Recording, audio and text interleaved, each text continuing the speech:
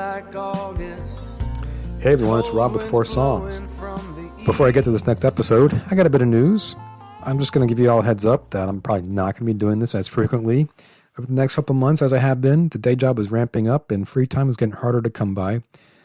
So these are probably going to be on a monthly basis. Maybe every now and then I can sneak one in the meantime, but just want to give you a heads up. The best way to keep up with me is by subscribing, which hopefully you can do by figuring out however you got to this episode, whether it was online or on Twitter or Spotify. Just hit that subscribe button. Also, if you get a minute, let me know what you think. It's good to hear back from listeners every now and then, so appreciate any feedback you got. So anyway, on with the show. You know, if there's one theme in just about all these interviews I've been doing the last couple of years, it's that the music business is a tough one, even in the best of times. When you think about it, it's almost impossible to make money these days, thanks to Spotify, Pandora, and the internet as a whole. Really, the only way to make money right now is by either selling your song to an advertiser and getting on a commercial somewhere, or by touring. And we all know how touring's going the last few years, don't we now? In spite of these hurdles, though, we should be incredibly thankful that so many artists are still keeping at it these days. And my next guest, Seattle-based singer-songwriter Ian Jones, knows this better than most. Back in the 90s and early 2000s, Ian left his Pacific Northwest home to give music a go in California, moving down to the LA area near Santa Barbara. While the weather may have been better, the industry has changed dramatically since then, as we've chronicled on this show. So after a good many years, it was time to head back home. He chronicles portions of this journey on his new EP called The Evergreens, released in October 2021. Musically, Ian is inspired by the classics. You'll hear some Dylan, Baez, Neil Young, McCartney, and Lennon in his music. And vocally, you'll hear a bit of a breezy John Denver, which is pretty damn good company when you think about it. I spoke to Ian from his Seattle home before Christmas, just a few hours before playing one of his first shows in a long time. COVID derailed his touring plans for his 2019 release, Results Not Typical, so playing a show these days is indeed becoming a privilege. We talk about how COVID led to the development of the Evergreens EP, which he wrote and produced with multi-instrumentalist Jesse Siebenberg. We discuss 4 songs from the EP, Evergreens, Liars, Beggars, Criminals, and Thieves, Promised Land, and Last Call. We talk about his inspirations, how he got into songwriting in the first place, and his hopeful plans for 2022. One thing you'll get from this interview is that Ian Jones is serious. He's serious about his work, about his craft, and it comes through in his professionalism and his songs. I gotta say, he is certainly one of the hardest working writers out there, and it shows. So please join me in welcoming Ian Jones to 4 Songs. So thanks, Ian, for joining me. It's great to have you here on the podcast. I hope you're having a good day today. Having a great time. Loving it. Yeah. So I started this podcast last May, so right as when things were getting bad, and they got better, and I don't know what's going on now. What's the last, really, and I guess we're talking about 2 years now. I mean, what's it been like for you? When everything shut down, I was poised to do a tour to support the last record, the Results Not Typical record. And then, of course, everything shut down. And it wasn't just us. It was the whole world shut down. Yeah. So bands from me all the way to Pearl Jam, they got closed. So we figured if we stayed busy, that would put us a leg up when things did open up. So we thought, what can we do? So I worked with Jesse on putting together the stuff for the EP. I worked feverishly on building my social media content, which apparently, and I didn't really know. I'm kind of old school. Yeah. I didn't realize how big of a deal it was. And it is. And if that's the way the game is, then I'll do everything I can to play. So we worked on our YouTube content. We worked on our Spotify posting. We worked on our, getting as much stuff done as we could possibly do to kind of stay current at my age, which is different than it was in the 90s. I can tell you that. So, and then when things started to open up again, that's when we started to book all the wineries, and Jesse and I got the EP done while this was all going on. And, then Delta hit, and then there was that kind of road bump. And then now you got this new thing, but I do have a lot of stuff coming up right now. I've got about 20 shows between now and the end of February. Wow. And then I've got a tour down the West Coast booked. And then what I'm trying to do is get some fly-in dates to like Austin, the Austin area, and then also to Nashville. So there's that. And then once the weather gets better, as far as I have a Sprinter van, which is not, and it's not 4-wheel drive. So driving that in the mountains is a suicide mission. So I prefer to not go to Montana right yet, but I have plans to go to Montana, then Colorado, Wyoming, once the weather clears up. So hopefully I'll be doing a lot of shows and touring on these 2 records. And then Jesse and I'm going at end of March down to California on tour, and I'm going to spend 2 days with Jesse, and we're going to start working on the next record. Okay. So Jesse's your producer? Yeah, Jesse Siebenberg is my producer. He's a good friend of mine. He's a fantastic producer. He's a wonderful songwriter and musician. I'm real lucky to be able to work with him. Mm-hmm. So we're here to discuss your new EP, The Evergreens, which came out in October. But if you can just tell me a little about your journey into songwriting, because that's always something I've in fact fascinated by, is just how songs evolve and what it takes to get them done. Because I know it's not easy. So what's your process like, and when did you first realize that you were good at this and wanted to make a run at it? I was always one of those closet musicians. I taught myself how to play piano, taught myself how to play guitar. A friend of mine helped me a little bit. I had this terrible old classical piece of kindling with strings on it, and I taught myself to play. And I was going to University of Washington. I was a physics math major, and I moved into this rooming house where the reason I picked it was I walked in and there was a stand-up bass beneath a picture of John Lennon, and I thought, all right, I can do this. So as I was moving my stuff in and I was with the landlord, and the last thing the landlord said to me before he left was, "And no parties." And he walked out the door. And as he walked out the door, in from the other back door came my friend who's a bass player. And he was like, "Party tonight."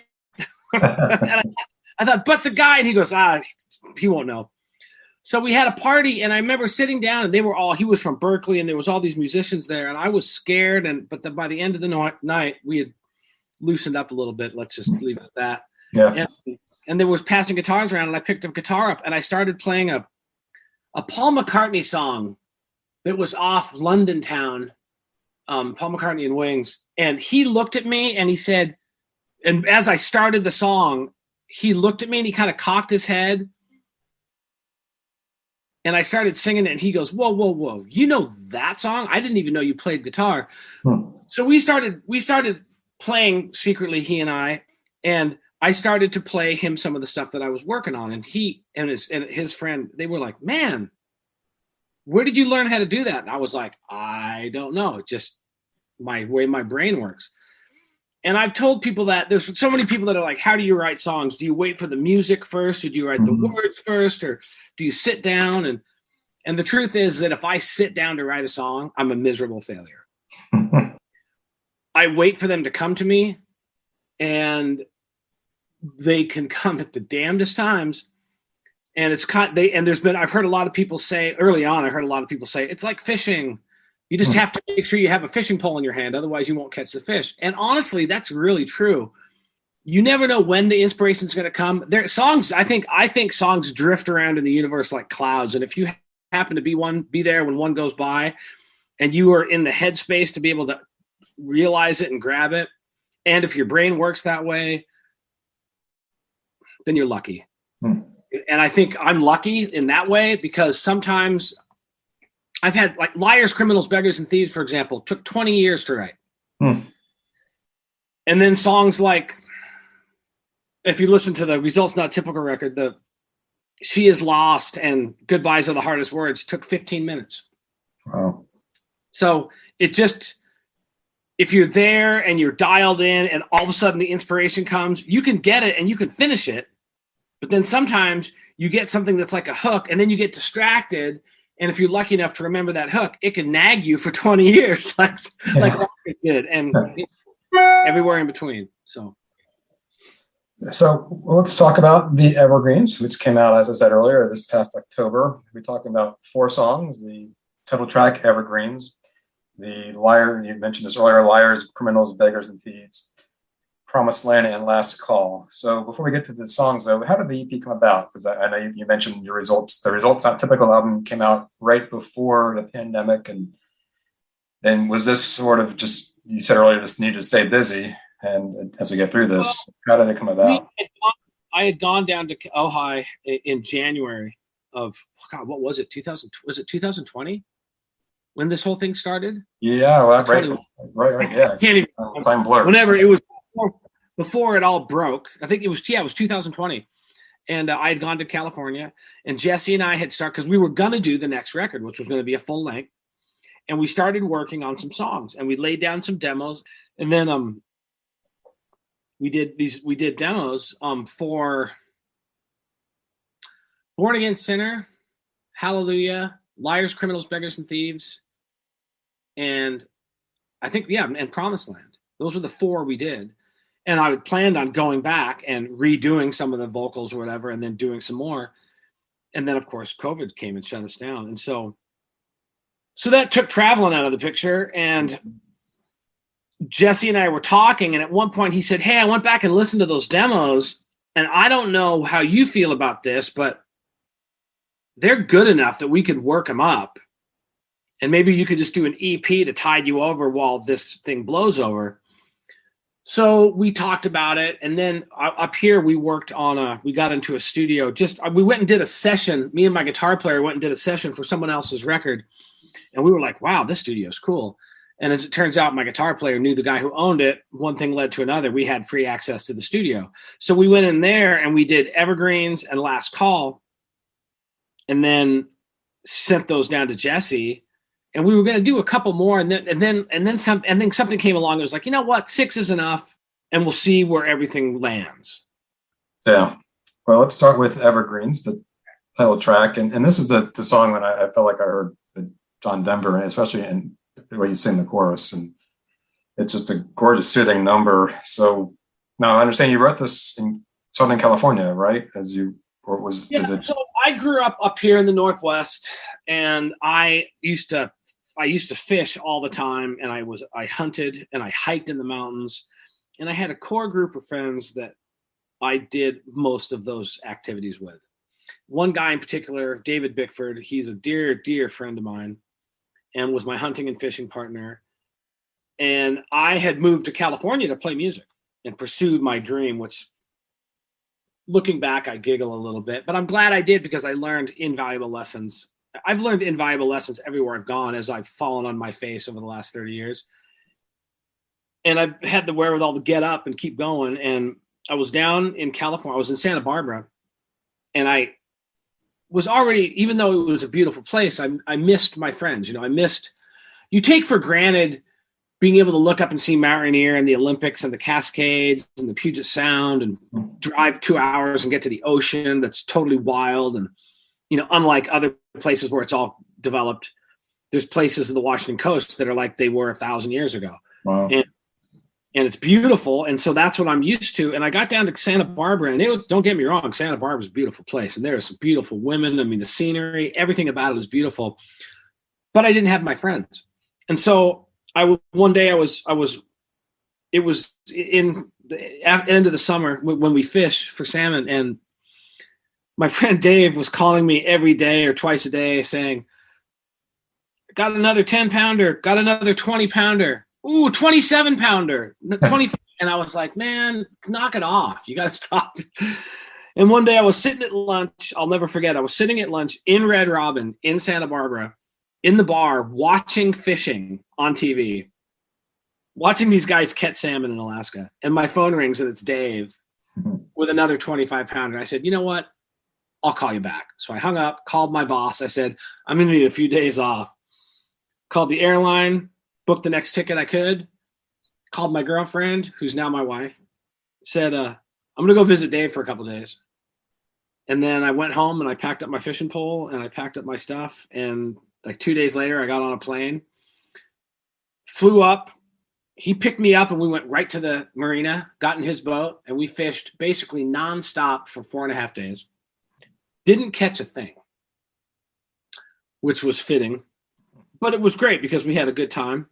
And at one point he looks at me and he says, or I looked at him, I can't remember who said what, but one of us said, it's 9 a.m., a couple minutes go by, and the other guy goes, sure don't feel like August.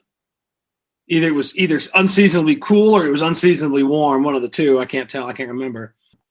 And then he looked at me and he goes, if that's not the first line of a song.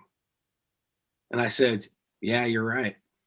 So we talked about it a little bit, and then I went home, and I was sitting in my garage.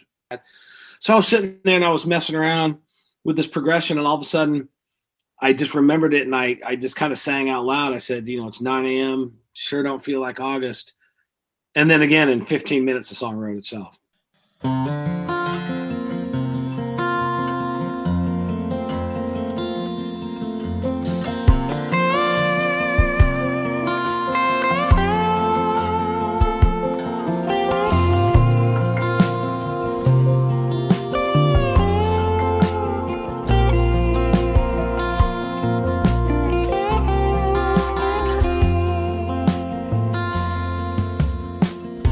It's 9 a.m. It sure don't feel like August. The cold wind's blowing from the east. I miss my friends. It seems forever since I left my home in the Evergreens. It's just the headspace I was in. It's about missing your friends, taking the chance. If you take the chance to go outside of your comfort zone, whatever that means, chances are in the end, you'll be glad you did. You'll be tested, you'll be challenged.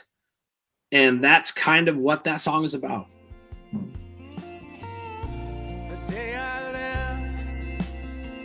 Well, my past so sure it said itself, but now I'm not sure what it means.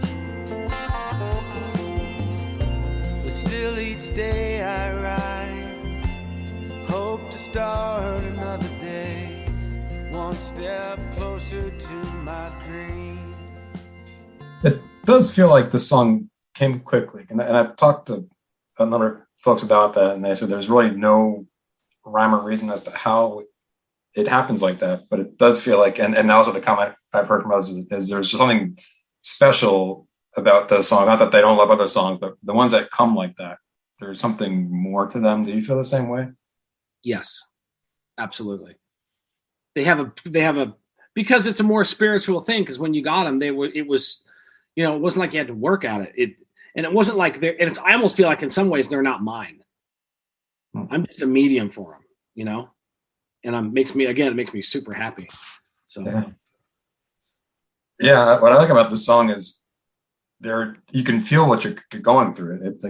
There is a sense. I mean, maybe regret's not the right word, but just it kind of builds out with hope, and then kind of toward the end, you feel the homesickness in a sense, and right. It's kind of melancholy, and as a listener, it's one of those songs where you're just like, I know exactly what you're feeling. I mean, that's not easy to do, I don't think, at least not to me. Well, and the funny thing is that there's a lot of people, like some of the guys I've played with music-wise, and everyone's always like, oh man, you gotta, we should throw some upbeat songs in the set, or we should do this, or we need to get people dancing. And my response to that is, no, we don't. Everyone loves the mid-tempo melancholy songs, and someone's got to write them. Yeah. And I'll take that. I'll be the guy. I'll raise my hand, because the other thing about that is that I can play these kind of songs until I die. I'll be able to, when I'm 70, God willing, I'll be able to get up on stage and play Evergreens. It's true. Another day down here in paradise, but is this where I want to be? Take a good look around and notice that my guard's gone down. Price of happiness ain't free.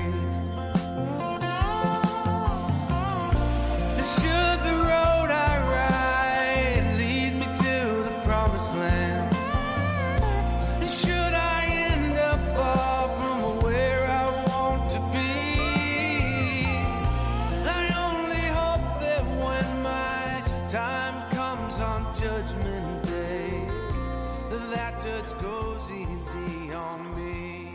I love this song. Yeah. Thank you. Yeah. Well, so it's funny. So the next song I want to talk about is Liars, Beggars, Criminals, and Thieves. And it sounds like this one was kind of the polar opposite in that it took much longer for this to come together. So but obviously this is a take on politics and discourse, but it's interesting you said it took a long time. I feel like you hit it just temporarily. I've never thought of myself as a political activist. I've never thought of myself as a protest song singer writer at all, not even close. In fact, I mean, and don't get me wrong, I'm a big fan of Bob Dylan, and I'm a big fan of Joni Baez, and I'm a big fan of Crosby, Stills and Nash, and I'm a big fan of Neil Young. But I don't feel that I'm the guy to take whatever platform I have and make a stand. I just don't. And so I think was I okay with that? That song probably would have been finished a long time ago. But every time I would work on it, I would get, and luckily for me, every time I would work on it, I would write it down. So I had volumes of verses and bridges and ideas. And then when we were leading up to the last election, you know, and every time something would happen, and it doesn't necessarily mean a Democrat would do something or a Republican would do something, but I follow along pretty closely, and people will say something, and then 3 years later, you'll see them, and they're like doing the total opposite of what they said they were going to do. And I'm like, yep, typical. So, and it's historical. It happens all the time. I think politics is a nasty profession, but someone's got to do it. You should be good at it if you're going to do it, just like if you're a dentist or an accountant or a doctor, you should be good at what you do. And leading up to the last election, presidential election anyway, I was talking with Jesse, and I was like, hey, man, I got this song. I've been messing around with it for the last 20 years. And so I started showing him, and he was like, oh, dude, we got to finish this right now. This is like the time. And I was like, I was kind of thinking the same thing. So we took 16 or 17 verses and like 8 bridges and took them all apart and put it together. And the one thing we had a goal. We had like rules that were like, it can't be about one side or the other. It has to incorporate current or somewhat current events. And, you know, it can't name call, it can't do anything, but it has to, everyone has to be able to relate with it. Mm-hmm. And I feel we accomplished that. And then jokingly, we said, and if we're going to do it, we should make it sound like it was recorded in like the late 60s or early 70s. Yeah, well, that's in the lyrics. The opening line is kind of from Dylan. It seemed like the reference. Very Dylan-y. And yeah. That was the hardest, you know, come gather around all you people and bear witness with me now. It was really hard to sing that line with a straight face because that's totally not who I am, but it fits the song. And I'm like, okay, I can do that for the song.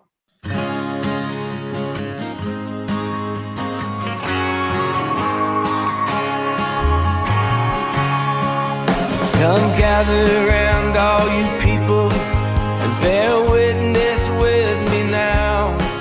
For the promises we've all been made only to be let down.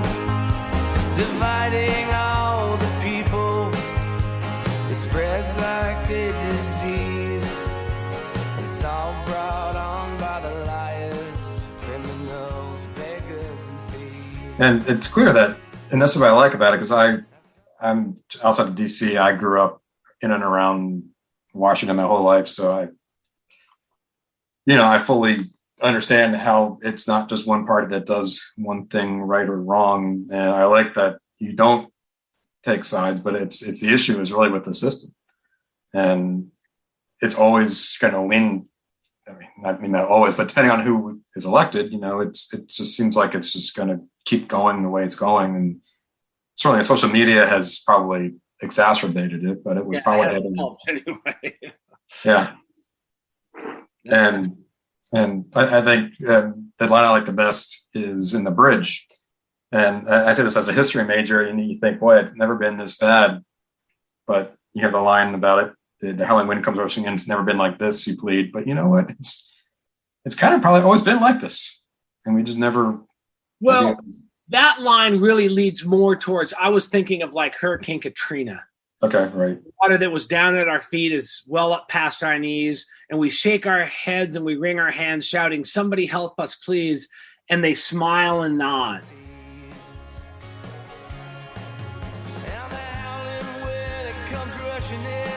It's never been like this, you plead. Now the water that was down at our feet, well, it's well up past our knees. And we shake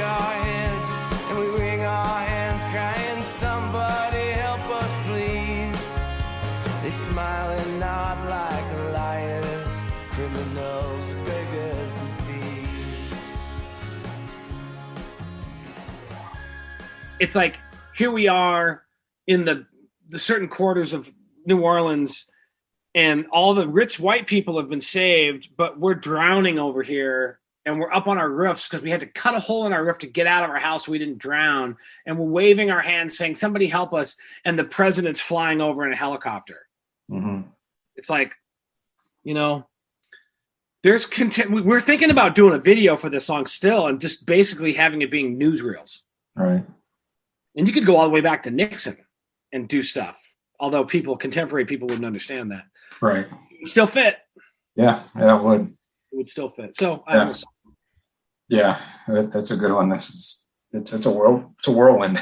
So next song, we have two more, Promised Land. And in a sense, to me, when I would listen to this seemed like the next chapter of Evergreens, the song Evergreens, just taking a more holistic view of things rather than the one specific time in your life. Is that sound right, or am I way off there? Yeah, it's fairly autobiographical. There are lines in this song that specifically pin to specific times in my life. I had my wife in mind when I was writing this song, because she's been with me pretty much the whole time. We've been together 28 years, almost 29. And, it's, from where we started, and then when we moved, and she followed me and I followed her, and we went to all these places, and the whole thing was, hey, stick with me. I'll get us there. You got to trust me. And here we are. I'm 51, and I'm still saying, trust me.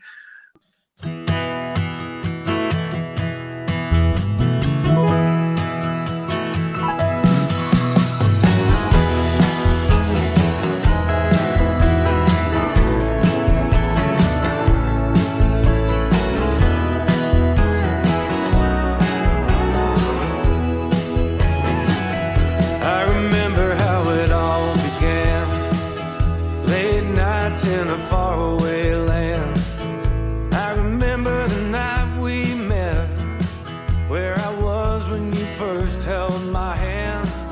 Sweet smell of a warm summer night. I pulled you close and you held me tight. Yeah, I remember how it all began. And again, we're doing all right. It's been an adventure. We got two beautiful kids, and I'm making music again, and although I'm not sure how stoked she is on that, it's going to take me away. But that's how we always were, and to a certain extent, when you go away, when you come back, I think sometimes things are better and stronger. So they say, what is it? Absence makes the heart grow fonder. Yeah. And then we did all the stuff, and then we moved back to where we started, and here we are. So, and again, that was Promised Land was kind of written in a way to where I was thinking. And I know this is going to sound crazy. I could hear Kenny Chesney singing this song. Okay. Because there's surf references in it. And you could take this song. We did it in an almost sort of white bread sort of way, middle of the road production style. You could take this song and make it so Nashville country, it wouldn't even be funny. You could probably take it a totally opposite direction and make it more of a rock and roll song. You could make it into a Springsteen kind of song. So the way we did it was just kind of, there was nothing. We didn't think this song was necessarily crazy special, although there's been a lot of people who have claimed it's their favorite song on the record. So I'm happy about that. But I would agree that if you listen to the story and the idea behind Evergreens and the story and the idea behind Promised Land, you could definitely say they're related.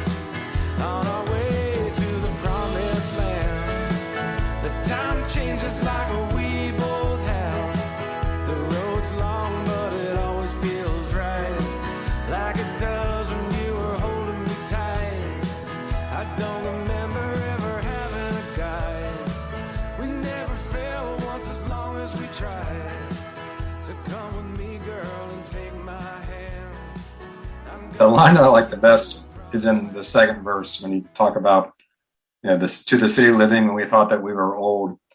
And that hit me because I don't know if it's as I get older, sometimes I feel younger. Maybe it's because the things that you worried about in your 20s just don't mean anything anymore because life is just different. You have more responsibilities. It is, I don't know, because that for some reason that resonated with me. Like, that's one way you could look at it. I mean, part of it's like, because as we were getting into our late 20s, when you're 21, 22, obviously you think you know it all. And then by the time you get to 27, 28, you're like, I didn't know shit then, but boy, I know it now.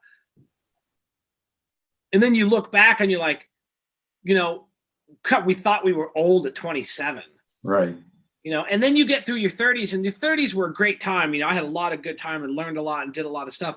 40s were interesting because we started having kids, and I kind of dropped out of music for almost all my entire 40s. And then when I came back into it, obviously things had changed a lot, but I look back and I'm always kind of taking stock in where I've been and what I've learned and what I know. And many times I laugh at what I thought I knew back in the day. It's right. And then you see, for me, I've been playing with these guys, and they're all in their 20s, and I look at them and I think to myself, like, they'll say something or they'll do something, and I'll say to myself, should I explain to them? And then I'm like, no, they got to learn it on their own. There's no way you can tell someone about that part of life other than they have to just learn it. And whether it's they have to make a mistake. If someone was going to do something that I thought would be harmful, I would try to talk them out of it, or at least tell them what I thought. But if it wasn't going to harm anyone, I would just be like, well, that's a life lesson you got to learn. Yeah. Yeah. That hangover will teach you a lesson at some point. Yeah. Well. Yeah. That's a tougher lesson. But. That is. Well, speaking of hangovers, the last song is Last Call. And I don't know, it's not that it's about a hangover, but last call, obviously, it refers to getting your last drink at the bar. But it seems like this song's about life on the road. So it's not necessarily about drinking or being about last call or anything. About being life on the road, the answer is yes, totally. But really what it is somewhat of a parody. Because a lot of people who aren't musicians and a lot of people who don't go on tour, even musicians that don't go on tour, because there's a lot of people that play music that just stay local and they never go on tour. And I think a lot of people think when you go on tour, it's some sort of glamorous, lovely thing. And there's like buffet lines for you, and there's chicks or guys if you're a girl, this glamorous lifestyle. When in reality, it is the total opposite of that. It's driving 14 hours, having not showered in 3 days. And if you're in a band, that means there's 4 or 5 guys that haven't showered in 3 or 4 days. And someone's eating chili cheese dogs from frickin' 7-Eleven in the van, and it's like a rotten, gross experience. And then you get to a place and you have to sound check, and then you can't leave because all your gear's there. So you end up playing pool, and someone always gets too hammered, and then you don't ever have a chance to really talk to anyone because you're always occupied. And if it's a good tour, then you have to go in and you have to do radio spots, or you have to do an afternoon performance at a record store or a bookshop or a coffee house, and then you're always beating the pavement and trying to do all this stuff. And I try to tell my family, they're like, "Oh, can we go?" It's like, you would hate this. It's not, you don't get to see the towns. You drive forever, and half the time you have to drive at night to even get to the next place the next day. Especially if you tour out of Seattle, Christ, then markets are 10 hours apart, and it's not a fun thing. So I wrote that totally laughing, tongue in cheek, and I was trying to see how insane I could make it sound.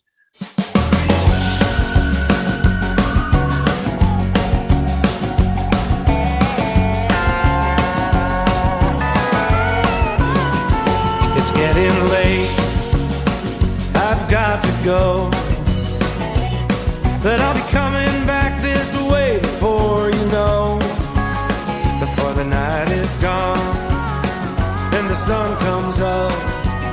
Thanks for taking me in and making me grin.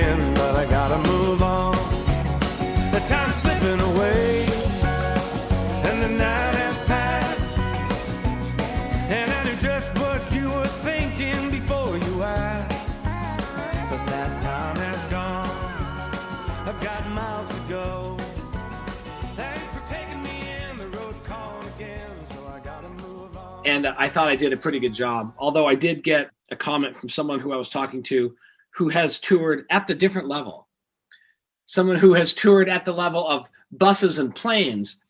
And we were talking about songs, and we were talking about this song came up, and I said, yeah, it's a parody on touring and how everyone thinks touring is when it's really not like that. And he looks at me and he goes, depends on what tour you're on. And I'm like, well, okay, but I haven't been on those tours, so give me a break. I've got one more hour to kill before I make this bus my home. And I've never been a fan of spending one more night alone, but it's getting late. Tonight's been great. Thanks for taking me in. I'd love to do it again, so I gotta move on.